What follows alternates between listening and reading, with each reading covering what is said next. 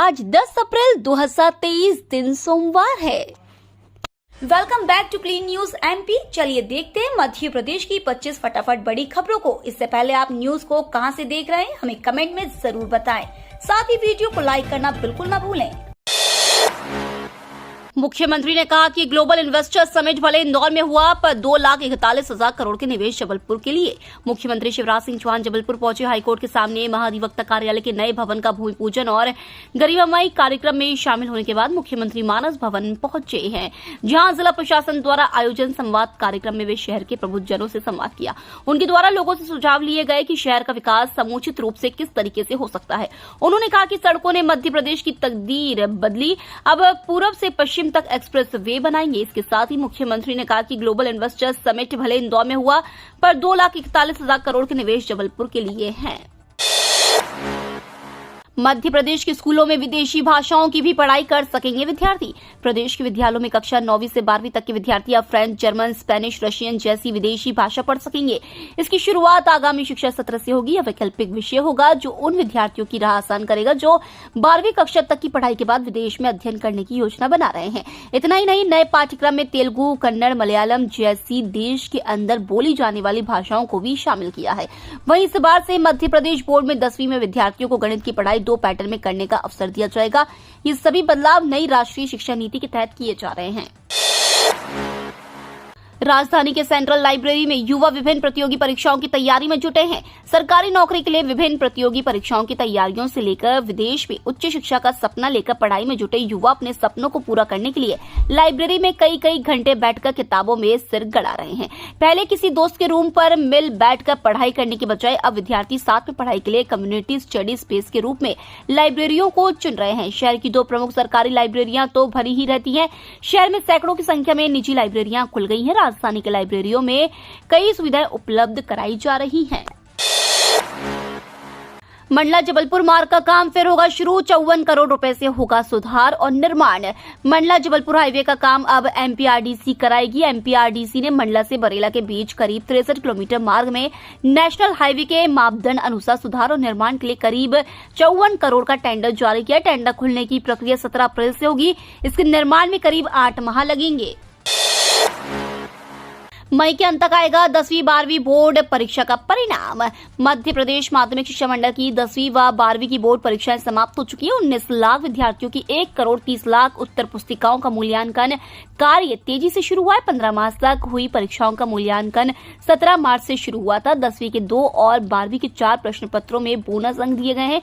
परीक्षा का परिणाम मई माह के अंत तक घोषित होने की उम्मीद है।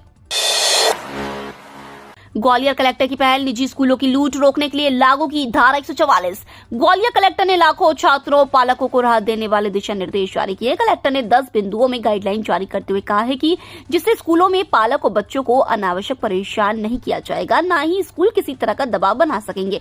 प्राइवेट स्कूलों पर लगाम कसने के लिए कलेक्टर अक्षय कुमार सिंह ने धारा 144 लागू कर दिए। आदेश लागू किया गया और इससे स्कूल की नोटिस बोर्ड पर चस्पा करने के निर्देश भी दिए गए हैं। स्कूल अगर कलेक्टर के निर्देश नहीं मानते तो स्कूल के संचालक, प्राचार्य और बोर्ड डायरेक्टर दोषी होंगे। उनके खिलाफ आईपीसी की धारा 188 के तहत केस दर्ज होगा, गिरफ्तारी की जा सकती है। 10 लाख कर्मचारियों को बड़ी सौगात देने की तैयारी में शिवराज सरकार। मुख्यमंत्री शिवराज सिंह चौहान एक बार फिर से मध्य प्रदेश के सरकारी कर्मचारियों को बड़ी सौगात दे सकते हैं। लंबे समय अपनी मांगों को लेकर लामबंद सरकारी कर्मचारी संगठनों के प्रतिनिधि मंडल से मुख्यमंत्री शिवराज सिंह चौहान चर्चा करेंगे। मध्य प्रदेश राज्य कर्मचारी कल्याण समिति ने पंजीकृत कर्मचारी संगठनों के पदाधिकारियों से 2 नाम मांगे हैं।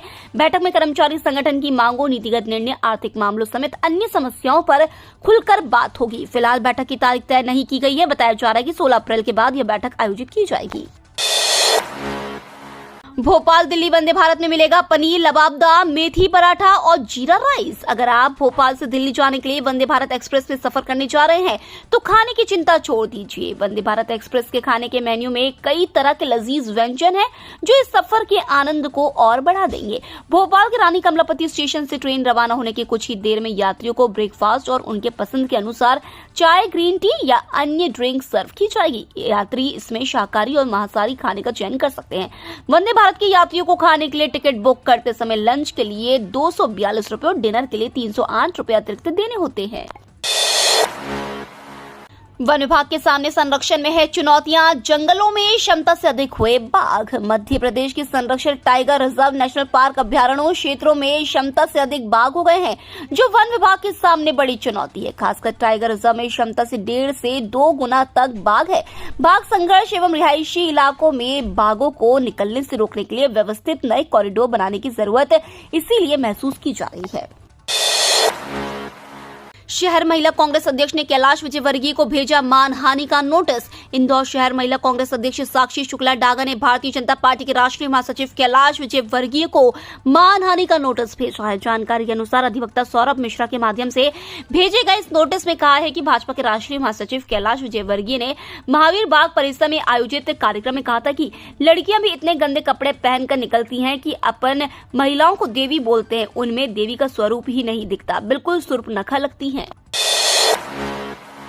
धीरेन्द्र शास्त्री और देवकीनंदन ठाकुर ने उठाई मथुरा में श्री कृष्ण जन्मभूमि पर मंदिर निर्माण की मांग। टीटी नगर दशहरा मैदान पर चल रही श्रीमद् भागवत कथा का समापन हो गया।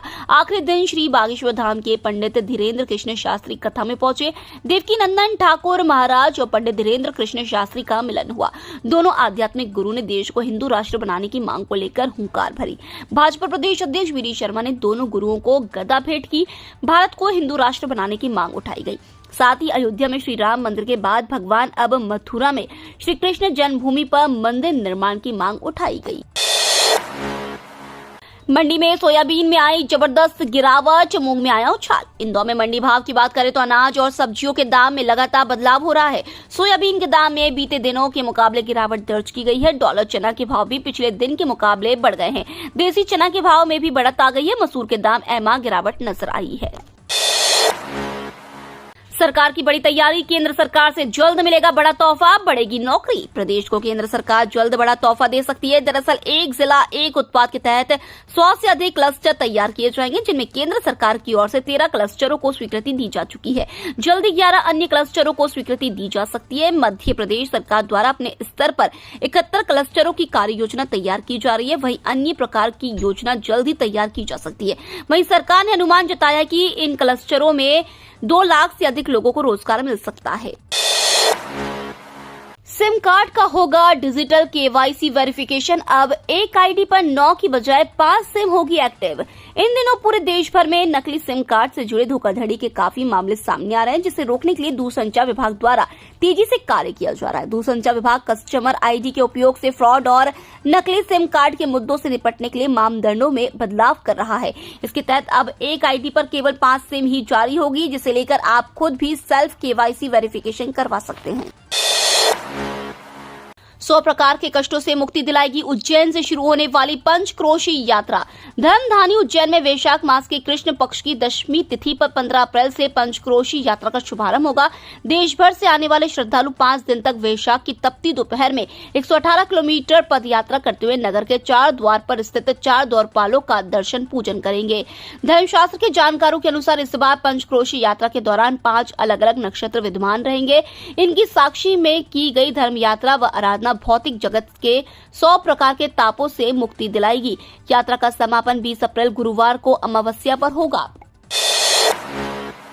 वंदे भारत के चलते 60 ट्रेनों का समय बदला, अन्य का भी बदलेगा। भोपाल के रानी कमलापति स्टेशन से हजरत निजामुद्दीन के बीच शुरू हुई मध्य प्रदेश की पहली वंदे भारत एक्सप्रेस के संचालन के बाद से कई ट्रेनों के समय में परिवर्तन किया जा रहा है। हाल ही में रेलवे ने 60 ट्रेनों के समय में बदलाव किया है। इससे पहले महाकौशल एक्सप्रेस का समय भी बदला गया था। रेलवे के अधिकारियों के मुताबिक वंदे भारत ट्रेन के यात्रियों को समय से गंतव्य तक पहुंचाने के लिए अन्य ट्रेनों का समय भी बदला जाएगा। ग्वालियर में बाजार के दूध पर भरोसा नहीं, घर में बांधी गाय भैंस। शहर में मिलावटी दूध की खबरों से संभ्रांत वर्ग के लोगों में बाजार में बिकने वाले दूध से भरोसा उठ गया है। घर में मिलावटी व दूषित दूध न आए और सेहत न बिगड़े, इसे ध्यान में रखते हुए व्यापारियों, उद्योगपतियों, डॉक्टर सहित अन्य लोगों ने घर में गाय भैंस पाल ली है। इससे पूरे परिवार को शुद्ध दूध मिल सके। नए जू में मिलेगा सफारी जैसा मजा, केज में नहीं खुले में देख सकेंगे शेर बाघ। शहर की शिवपुरी लिंक रोड अब पर्यटकों के लिए नया चिड़ियाघर तैयार किया जाएगा। 125 हेक्टेयर वन भूमि नए चिड़ियाघर के लिए देने की प्रक्रिया लगभग अंतिम चरण में है।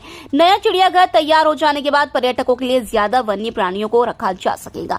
नगर निगम नए चिड़ियाघर में पर्यटकों को सफारी जैसा आनंद उपलब्ध कराना चाहता है।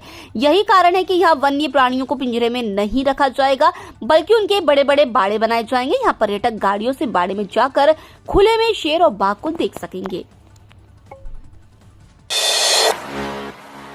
कोरोना से निपटने कल होगी mock drill. Oxygen plant, bed, ventilator समेत स्वास्थ्य सुविधाएं परखी जाएंगी।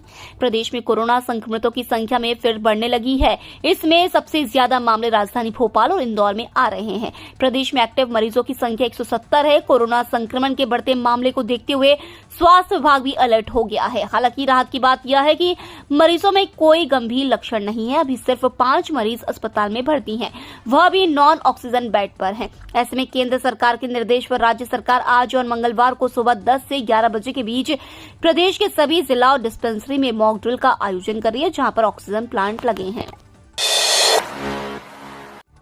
रिंकू ने आखिरी ओवर में 5 छक्के लगाकर दिलाई कोलकाता को जीत। राशिद खान की हैट्रिक बेकार। आईपीएल 2023 के 13वें मैच में कोलकाता नाइट राइडर्स ने गुजरात टाइटंस को 3 विकेट से हराकर रोमांचक जीत दर्ज की है। गुजरात ने टॉस जीतकर पहले बल्लेबाजी करते हुए कोलकाता के सामने 205 रन का लक्ष्य रखा। कोलकाता ने 7 विकेट खोकर लक्ष्य हासिल कर लिया। इस टूर्नामेंट में यह गुजरात की पहली हार है।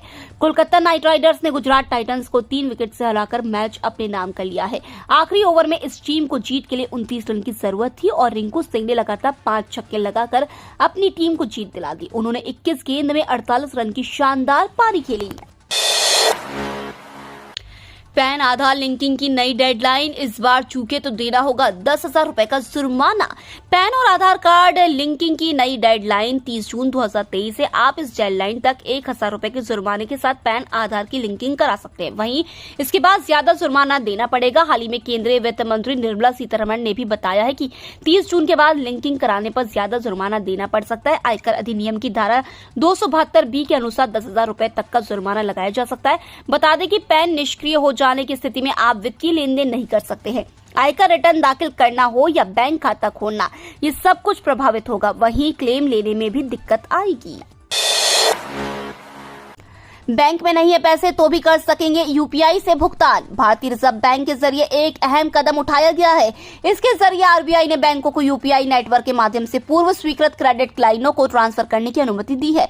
इसके तहत अगर किसी ग्राहक के बैंक खाते में पैसे नहीं होंगे तो भी वो एक लिमिट तक यूपीआई के जरिए पैसों का भुगतान कर सकेगा। यह उपाय यूपीआई सेवाओं को क्रेडिट कार्ड की तरह काम करने और भुगतान प्लेटफॉर्म के लगभग 30 करोड़ उपयोगकर्ताओं को कम मूल्य का क्रेडिट प्रदान करने में सक्षम करेगा। पोस्ट ऑफिस की खास स्कीम में टैक्स सेविंग एफडी से ज्यादा ब्याज, सरकार दे रही 7.70% का रिटर्न।